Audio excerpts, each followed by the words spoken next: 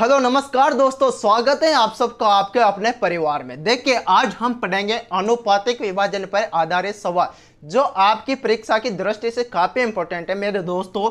जो ratio and proportion यानी कि अनुपात समानुपात जो टॉपिक है आपका, उसमें से दो प्रकार के क्वेश्चन सबसे ज्यादा पूछने की संभावना है मेरे दोस्तों। एक तो होता है सिक्कों पर आधारित सवाल, कौन से सिक्के वाले सवाल, और दूसरी जो सबसे ज्यादा डिमांड है जिस सवाल की वह है विभाजन पर आधारित सवाल। सबसे पहले मेरे दोस्तों आप इस विभाजन शब्द को समझे। विभाजन होता क्या है? अब मान लो मेरे पास 100 रुपए हैं। कितने रुपए? 100 रुपए। इस 100 रुपए की धनराशि को मैं दो कैंडिडेटों में विभाजित करना चाहता हूं। दो कैंडिडेटों को अलग अलग बांटना चाहता हूं। इसको कुछ रुपए दूंगा और इसको अलग से रुपए देंगे, लेकिन किस में से देंगे? इस 100 रुपए की धनराशि में से, क्योंकि मेरे पास कितना वैलिड है?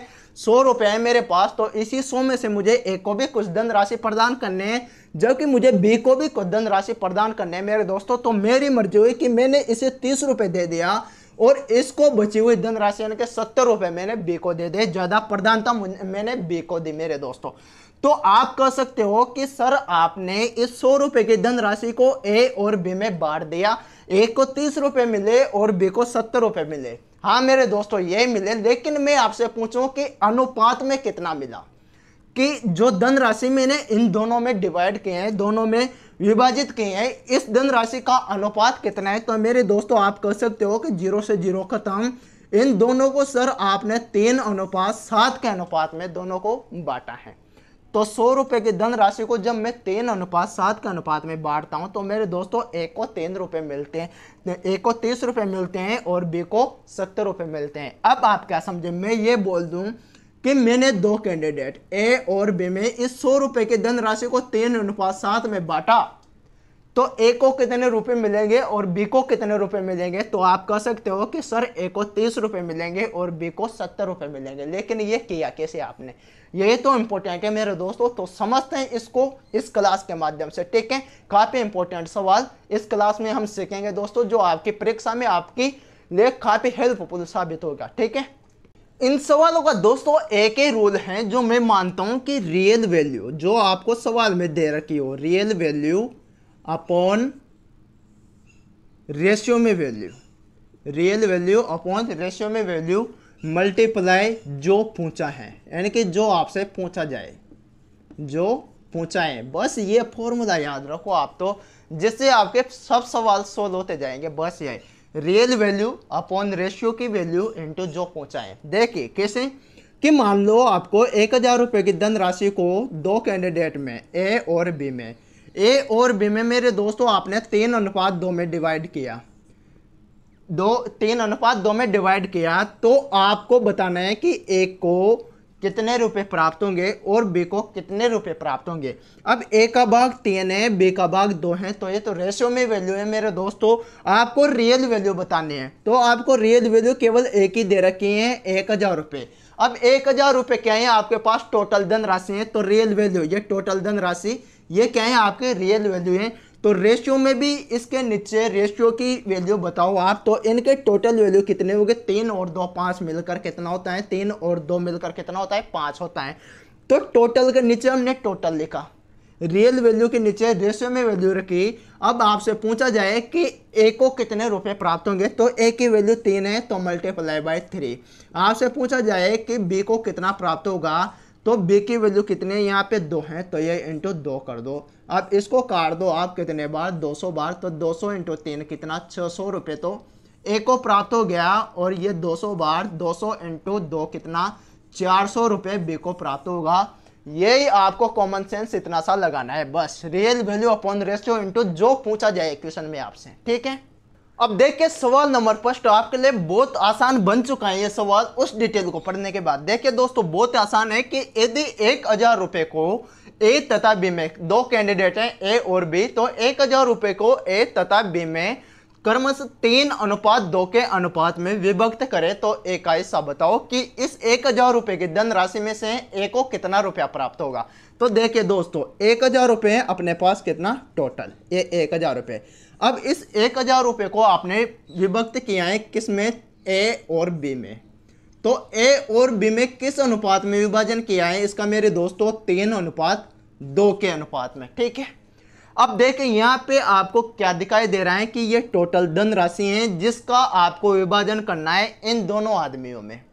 इस 1000 में से ही आपको ए को कुछ धनराशि देने हैं और इस 1000 में से ही आपको बी को कुछ धनराशि देने हैं, लेकिन वो धनराशि होगी क्या, कितनी धनराशि ए को मिलेगी और कितनी धनराशि बी को मिलेगी, ये होगा इसका फैसला इन दोनों के आधार पे। तो यहाँ ए का हिस्सा 3 है और बी का हिस्सा 2 है। इस पूरी धनराशि में से 3 हिस्सा ए का है और इस पूरी धनराशि में से बी का हिस्सा 2 है। तो इन दोनों का टोटल हिस्सा कितना है, 3 + 2 कितना, 5। तो टोटल हिस्सा 1000 है, तो टोटल हिस्से के नीचे टोटल हिस्सा रखो, तो 1000/5। अब पूछा क्या है कि ए का हिस्सा बताओ, तो ए का हिस्सा कितना है, 3 है। तो यहाँ पे × 3 कर दो मेरे दोस्तों। तो 5 का भाग इसमें कितने बार, 200 बार। 200 × 3 करते हैं, कितना हो गया, 600 रुपये। तो ए को कितना प्राप्त होगा दोस्तों, 600 रुपये। अब 600 रुपये जब ए को प्राप्त हो गया तो बी को कितना प्राप्त होगा इसमें से, तो 600 बचा कितना, 400। तो ये 400 बी को प्राप्त होगा, ठीक है। अब देखिए ये वाला सवाल पिछले सवाल से बिल्कुल विपरीत है मेरे दोस्त। देखिए एक राशि को ए बी तथा सी में 2:5:9 के अनुपात में बांटा गया है। यदि ए का भाग 2500 रुपये हो तो कुल राशि ज्ञात करो। अब पिछले वाले सवाल में क्या था कि कुल राशि दे रखी थी, उसको 2 आदमियों में बांट दिया आपने। तो 2 आदमियों में बांटने के बाद एक आदमी की उसमें वैल्यू पूछी आपसे कि ए को कितना प्राप्त होगा। अब इसमें दिया है कि ए का भाग 2500 रुपये है, यानी कि ए को पहले से ही 2500 रुपये प्राप्त है। तो कुल राशि कितनी होगी कि एक राशि को ए बी तथा सी में 2:5:9 में बांटा गया है। तो ये एक राशि, वो राशि कौन सी है, ठीक है। तो देखिए आपके पास राशि का आपको पता नहीं है तो x मत लगाओ मेरे दोस्तों, x लगाने की कोई आवश्यकता नहीं है। आपको करना क्या है कि a अनुपात b अनुपात और c, ये 3 कैंडिडेट हैं। इसमें उस राशि को किस अनुपात में बांटा है, 2:5:9 में वो धनराशि बांट दे आपने। अब देखिए यहाँ पे ए का हिस्सा 2 है, बी का हिस्सा 5 है और सी का हिस्सा 9 है। और यहाँ पे देख किसका रखा है, ए का ही हिस्सा दे रखा है मेरे दोस्तों, कितना, 2500 रुपया। तो ये 2500 इस 2 के बराबर नहीं है क्या, ए का हिस्सा है तो ये 2 है, ए का हिस्सा ये 2 है। तो मेरे दोस्तों रियल वैल्यू अपने ये हैं 2500 रुपये और रेशियो में कितनी वैल्यू है इसकी, ये 2 इसकी वैल्यू है रेशियो में, ठीक है। अब पूछा क्या है कि कुल धन राशि कितनी है, तो कुल धन राशि इनका टोटल होगी मेरे दोस्तों 2 × 2 + 5 7 और 7 9 कितना मेरे दोस्तों, 16। 7 और 9 कितना, 16। तो ये 16 कर दिया आपने। अब किया क्या मैंने कि कुल राशि ज्ञात करने, तो कुल राशि क्या होगी, जो दे रखी हो, इसमें दे नहीं रखी तो अनुपात में कुल राशि 2 + 5 + 7, ये कर दिया आपने। अब जिसकी वैल्यू सवाल में दे रखी हो उसी की वैल्यू को आप रेशियो की वैल्यू के साथ रख दीजिए इस प्रकार से, और जो पूछा है उसको आप मल्टीप्लाई में रख दीजिए दोस्तों। बस ये नियम है रेशियो का, ठीक है। तो 2 से इसको काट दीजिए आप, तो कितने बार, 1250 बार, 1250 बार। अब 1250 × 16 कर दो आप, तो कितना आंसर आएगा दोस्तों, 16 का ये 0 0 8 हासिल, 16 × 2 32, 0 4 हासिल, 4 × 16 × 1 16 और ये 20। तो मेरे दोस्तों कितना आ गया, 20,000।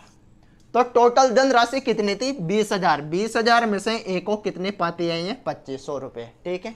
तो बी को कुछ ज़्यादा आई होगी और सी को कुछ ज़्यादा आई होगी, ठीक है। सवाल नंबर 3 बड़ा इंटरेस्टिंग सवाल है मेरे दोस्तों। देखिए किसी धन राशि को, अब धन राशि का पता नहीं है भाई धन राशि कितनी है, किसी धन राशि को ए बी सी में 3:5:7 के अनुपात में बांटा गया है। यदि सी का भाग, जो सी का भाग है वह ए के भाग से 1600 रुपये अधिक है।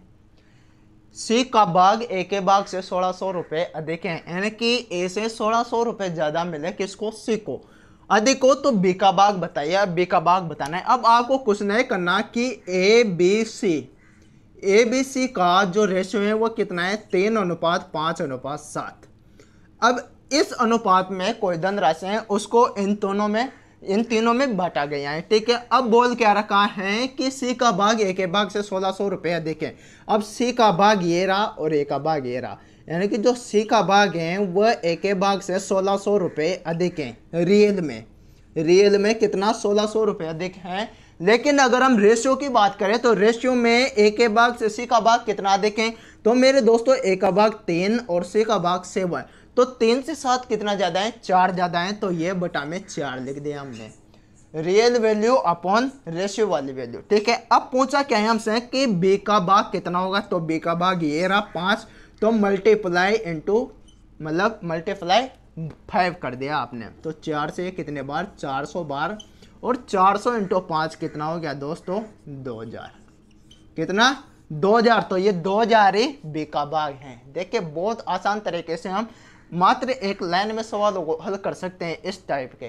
ठीक है, देखिए अब एक और मजेदार सवाल दोस्तों आपके सामने, इस सवाल में कुछ नहीं है, ये इतना बड़ा सवाल दिखाई दे रहा है, मात्र एक लाइन का आंसर है इस सवाल का। देखिए ऐसे सवालों को आप इधर से फिर से करना स्टार्ट करें। देखिए कि 530 रुपए को ए बी सी में इस प्रकार बांटा गया है कि ए को बी से 70 रुपए अधिक मिले, ए को बी से 70 रुपए अधिक मिले तथा बी को सी से 80 रुपए अधिक मिले, तो इनके भागों का अनुपात क्या है, इनके भागों का रेशियो बताना है आपको, क्योंकि इसमें रेशियो दिया हुआ नहीं है। अब देखिए एक लाइन का सवाल है, ये आपने लिख लिया, 3 कैंडिडेट हैं आपके पास ए बी और सी। अब आप सी को अपने मर्जी से 100 मान लीजिए कि इसको जो भाग मिला है वो 100 रुपये मिले, ये मान लो आप किसी को 100 रुपये मिले हैं, तो अब लाइन क्या बोल रही है, यहाँ से स्टार्ट करो आपकी पीछे से कि बी को सी से 80 रुपये अधिक मिले, बी को सी से 80 रुपये मिले, सी से 80 रुपये अधिक मिले। जब सी को 100 रुपये मिले तो 100 से 80 रुपये अधिक यानी 180 रुपये बी को मिले, 100 से 80 रुपये अधिक तो 180 रुपये बी को मिले। फिर ये लाइन पढ़ो कि बी से 70 रुपये अधिक मिले, किसको, ए को, कि ए को बी से 70 रुपये अधिक मिली। अब बी को 180 रुपये मिले तो 180 से 70 रुपये अधिक यानी कि 250 रुपये किसको मिले, ए को मिले। अब पूछा क्या है कि इनके भागों का अनुपात बताइए, तो अनुपात सीधा सा है, 0 से 0 काट दो, क्या आ गया अनुपात 25 अनुपात 18 अनुपात 10। काफी सिंपल सवाल है दोस्तों, लैंग्वेज बहुत शानदार है इस सवाल की। ठीक है, अब दोस्तों आज का लास्ट और काफी मजेदार सवाल है। देखिए ए बी सी में 1050 रुपए को इस प्रकार विभक्त किया गया है कि ए का भाग बी तथा सी के संयुक्त भाग का 2/5 हो, तब ए को कितने रुपए मिलेंगे। देखिए क्या है कि ए का भाग बी तथा सी के संयुक्त भाग का, तो ए का भाग बी तथा सी के संयुक्त भाग का यानी कि बी प्लस सी का कितना है, 2/5 है। अब इस लाइन से आप क्या समझे, बस इसी लाइन की माया है मेरे दोस्तों इस सवाल को सोल्व करने में।